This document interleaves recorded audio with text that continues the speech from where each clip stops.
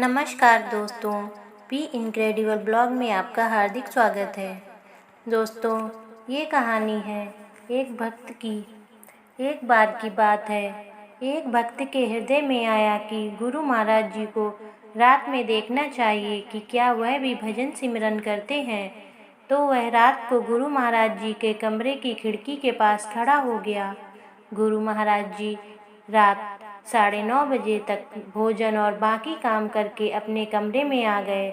वह भक्त देखता है कि गुरु महाराज जी एक पैर पर खड़े होकर भजन सिमरन करने लगे।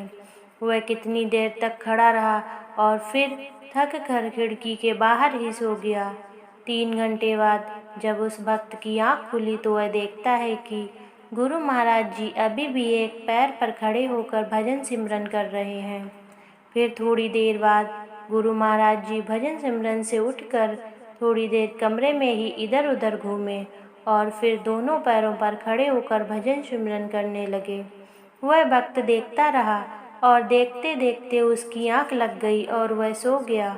जब फिर उसकी आंख खुली तो 4 घंटे बीत चुके थे और वह गुरु महाराज जी को देख रहा था। गुरु महाराज जी बैठकर भजन सिमरन कर रहे थे। थोड़ी देर में सुबह हो गई और गुरु महाराज जी उठकर तैयार हुए सुबह की सैर पर चले गए। वह भक्त भी गुरु महाराज जी के पीछे ही चल पड़ा और रास्ते में गुरु महाराज जी को रोककर हाथ जोड़कर बोलता है, गुरु महाराज जी, मैं सारी रात आपको खिड़की से देख रहा था। आप रात में कितना भजन सिमरन करते हो। गुरु महाराज जी हंस पड़े और बोले, बेटा, देख लिया तुमने। वह भक्त शर्मिंदा हुआ और बोला, देख लिया, पर मुझे एक बात समझ में नहीं आई कि आप पहले एक पैर पर खड़े होकर भजन सिमरन करते रहे, फिर दोनों पैरों पर खड़े होकर, आखिर में बैठकर जैसे ही भजन सिमरन करने को आप बोलते हो, ऐसा क्यों? गुरु महाराज जी बोले, बेटा, एक पैर पर खड़े होकर मुझे उन सत्संगियों के लिए खुद भजन सिमरन करना पड़ता है जिन्होंने नाम दान तो ले लिया, गुरु मंत्र तो ले लिया, मगर बिल्कुल भी भजन सिमरन नहीं करते। दोनों पैरों पर खड़े होकर मैं उन सत्संगियों के लिए भजन सिमरन करता हूँ जो भजन सिमरन में तो बैठते हैं मगर पूरा समय नहीं देते।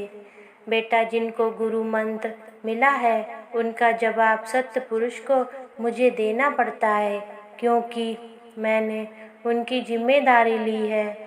गुरु मंत्र देकर आखिर में मैं बैठकर भजन सिमरन करता हूँ।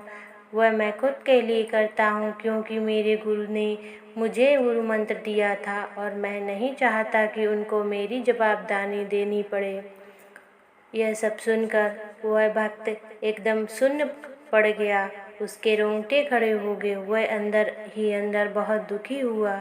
फिर उस भक्त ने प्रतिदिन भजन सिमरन करने का निश्चय किया।